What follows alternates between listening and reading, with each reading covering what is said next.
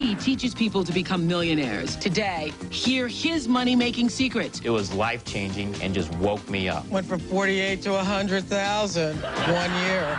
What do the rich teach their children about money that the poor and middle class do not?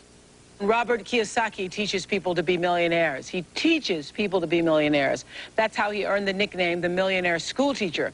And he says that the rich have a very different way of thinking about money that anybody can learn.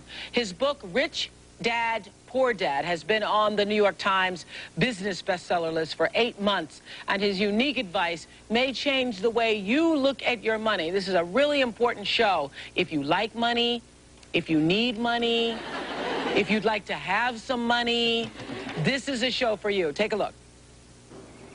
I've been rich and I've been poor, and I like rich much better. I found out that the secret to success is not hard work or luck. I found a new way of thinking that works for me. Do you remember these here? These are nylon and Velcro surfer wallets. When I was 26, I began marketing these products worldwide, and that's how I became a millionaire before I was 30. Besides building businesses, I also invest in stocks as well as real estate. I was able to retire at the age of 47. Today, I teach other people how to build businesses or to be investors. I must say I owe much of my financial success to a man I call my rich dad, who was my childhood best friend's father. He made me realize that there's a very big difference between what the rich teach their kids about money, that the poor don't teach their kids about money. My real dad, or my biological father, was the head of education for the state of Hawaii. I call him my poor dad simply because he was a high-paid government official. He made a lot of money, yet at the end of every month he was broke. My rich dad, on the other hand, was my best friend's father, and he ultimately became one of the wealthiest men in the state of Hawaii. And by the way, my rich dad was a high school dropout. One dad had a habit of saying, "I can't afford it." My rich dad, on the other hand, forbade his son and I from ever saying, "I can't afford it." My poor dad always said, "Our house is an asset, and it's our largest investment." My rich dad said, "Your house is not an asset, it's a liability, and if it's your largest investment, you're in financial trouble." My poor dad believed in job security.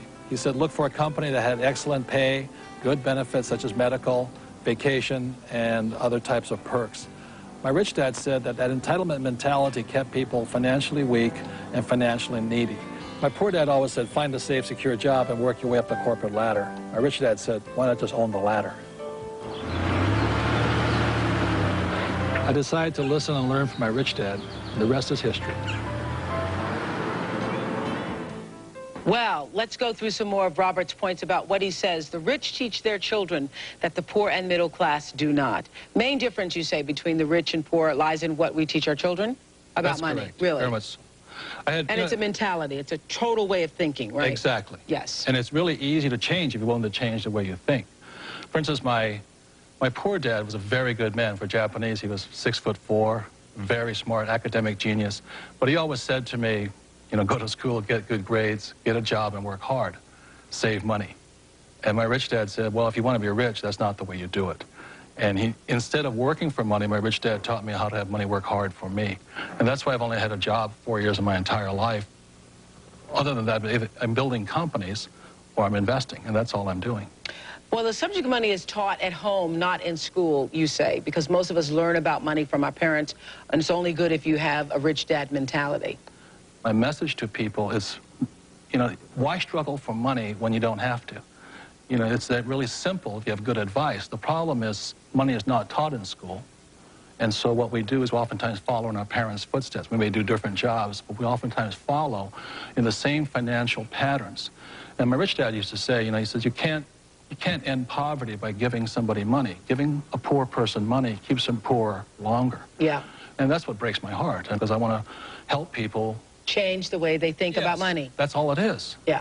And I think one of the most important things is that I noticed between my rich dad and my poor dad was the vocabulary.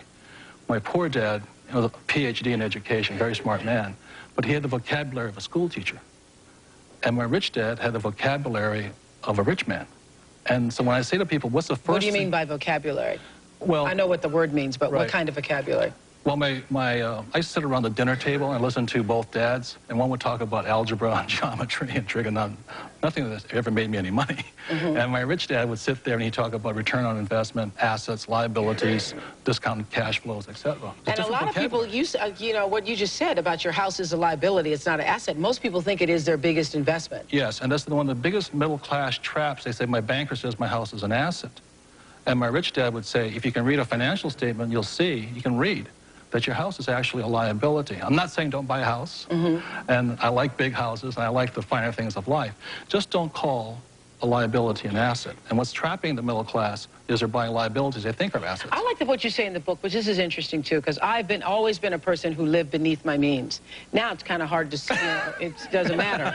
But I've always been a person who, because I just was reading about how the Chevy Chevette was the worst car, one of the worst cars ever made, and I had one of those little tin cans because that was the thing that I could pay cash for and not have to, you know, pay interest and so forth. So I've always believed in living beneath the means until you could really afford to pay for stuff, mainly because I hate bills. Just hate bills. And you say one of the mistakes that middle class and poor people do is they try to look rich. So those are the first people to go buy the furs, the diamonds, the big TVs, and all the stuff, correct? Right. My rich dad called it looking good and going nowhere. Love that. Yeah. My grandmother used to call it not a pot to piss in, but anyway, that's about it.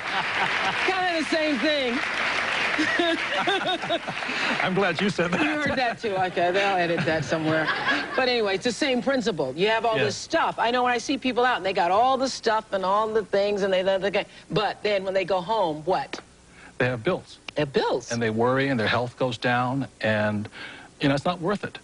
The thing that I think most people don't realize is that there's only two kinds of money problems, basically. One's not enough money and one's too much money, and they're both problems. And you really you have to know how to handle too much money, as I'm sure you do right now. Otherwise, if you... Watching it all the time. Had a bad week last week. Yeah. But it's a different problem, Yeah, it's a different kind of problem, yeah. So when you have no money, you have to have a plan to eventually have plenty of money. And then when you have plenty of money, you got to shift plans. Yes. And so that's why people who win the lottery all of a sudden get all this plenty of money, and they go broke again. And overwhelmed by it. Right, and they go because they've never understood how money worked. Paul Rogers says he changed from a poor dad to a rich dad and now wakes up every day with a new outlook on life. Here's what Paul's story is. Paul Rogers, a divorced father of two, was making $48,000 a year as a firefighter and living paycheck to paycheck. By the time I'd paid the house payment, the child support, the car payment, food and utilities, with the two kids, it was really tough. Last year, Paul discovered Robert Kiyosaki's financial plan. He stresses three main things. Number one, set up a home-based business. Number two, get control of your taxes. Number three, take that extra income and buy more assets with it. He followed the steps and set up his own home-based business. It was easier than he thought and only cost him $300. With that extra income from his new home business and a pay raise from the firehouse of $300 a month, he started to buy homes that were in foreclosure. You can purchase them under value, go in, carpet, paint them, fix them up, turn and sell them, and even make more money. With the money he made from selling those houses, Paul bought stocks, mutual funds, IRAs, and even set up an educational account for his children. It has changed my outlook on life because this has given me more time freedom with my kids and more financial freedom. And the best thing is my income's gone from about $48,000 to a little over $100,000 in a one-year period. Wow. Wow. I bet you're impressed with yourself. I'm impressed with Rich Dad, Poor Dad in the book. It's just an unbelievable book. You're going to have a great response from all your viewers on this. Really, you sound like an infomercial, but we're not. So it obviously has changed your life, your outlook, and what you will now pass on to your children. Yeah, really, the educational system that I had growing up didn't teach me about debt, credit card debt, liabilities, college loans, you know, getting that fancy car right out of school.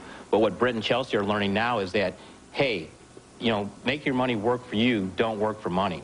So it's been a big life-changing experience for me. So what exactly, because now people are going, what exactly caused you to go from 48 to 100 in a year? Well, that's a very good question. I think what it was, number one, I sat down and I actually wrote out what my goals were and what my dreams were, and I had never done that before.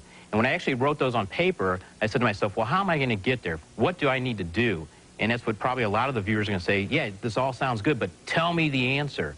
Well, the answer for me was I set up a home-based business. By doing so, it only cost me $300.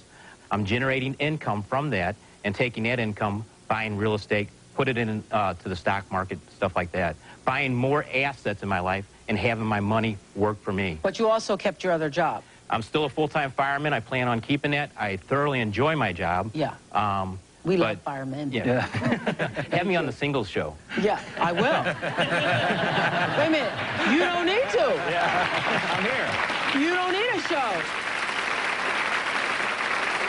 Call the Oprah show and give me a call. Okay. So your whole life has changed?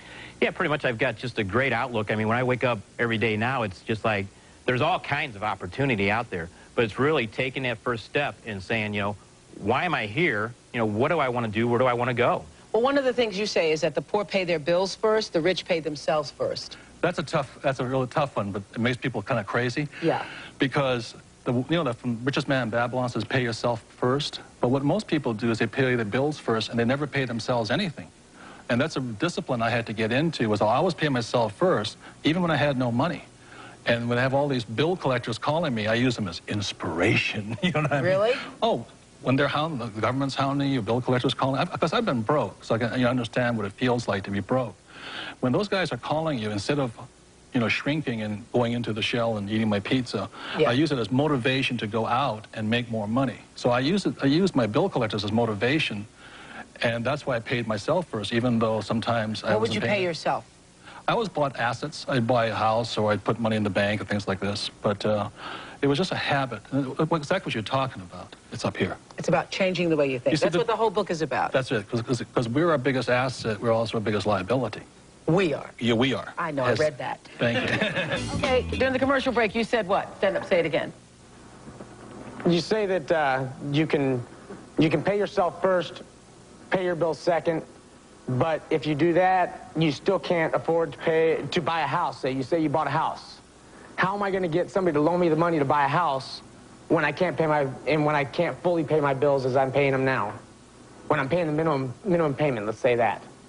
He doesn't understand the principle of pay yourself first. Loan? He's with a lot of people out there who are saying, look, I got the bill collectors calling. I'm scared to answer the phone because I don't have the money. So how am I going to now give myself money first when I got these people knocking down my door? That's what all these people are shaking their heads to. Right. They're thinking easy for you to say from where you're sitting now. Well, I sell. I'm a salesman. I go to work every day and I try to sell more and more and more to make more and more money. But that money's still going to my bills, so I'm not getting called by the credit collectors. One thing that Paul said right there, he starts a home-based business. The tax laws are written against, tax laws are not equal. And if you want, what I'm saying is got to get educated here. So the tax laws are not equal. So if you're an employee and you work harder and harder, the government's going to take 50% no matter what. So by being a business owner, which is Paul did, he has tax advantages that the middle class and poor do not have. The taxes are the biggest expense in your life as a salesman. The more money you make, the more the government takes. So get control of your taxes first by setting up a home-based business. Take that tax savings now, pay down debt, and buy more assets in the real estate. And you said, well, I've got credit problems. I'm not going to be able to get a loan. Find a motivated seller. Find owner financing. There's all kinds of opportunities out there. Most of society, though, will watch this show and then they'll go back to just sitting at home at night. You really have to change what you're doing in your life. If you're not happy where you're at financially, you've got to do something drastically. Just saving money and investing is not enough. There is a complete mindset that goes on. I think that's what these people came... Paul was saying, because we all have the mentality in this country, right. You work harder, it will pay off in the end. It does not, because the government always gets theirs. Right, yeah. and then the real estate is the least taxed income you can get. So when my wife and I were struggling, we saved $6,000, we bought that house. Thing went from $46,000 to $105,000. We had $50,000. But I think when people think of real estate, they think about the house that they would want to live in. So you start out buying something that you wouldn't necessarily want, and you use that to build more income. And that's what she did. She bought 7. Build more income. That's my idea. I want to buy a 3-flat, live in the basement, rent off the top two apartments, Good, you're thinking. Have them pay my mortgage for me. Good. But I still need to come up with the original capital to buy the place. That starts with paying yourself first. Hey, Oprah. That's what people should be teaching in school, because I swear to you, we've all been taught be responsible, pay your bills first so that the people don't, you know, call you or not harassing you and so forth. What were you going to say, Paul? I would say I was doing with the real estate what Robert's talking about, but for $300, I set up a home-based business. Anybody in this room can do that, and you're going to save money on your taxes, number one, while you're generating income on your business. Once you've got that income coming in, you can do all the real estate that you want then. So it's really just getting out there and looking at the different opportunities. $300 investment. Can't beat it.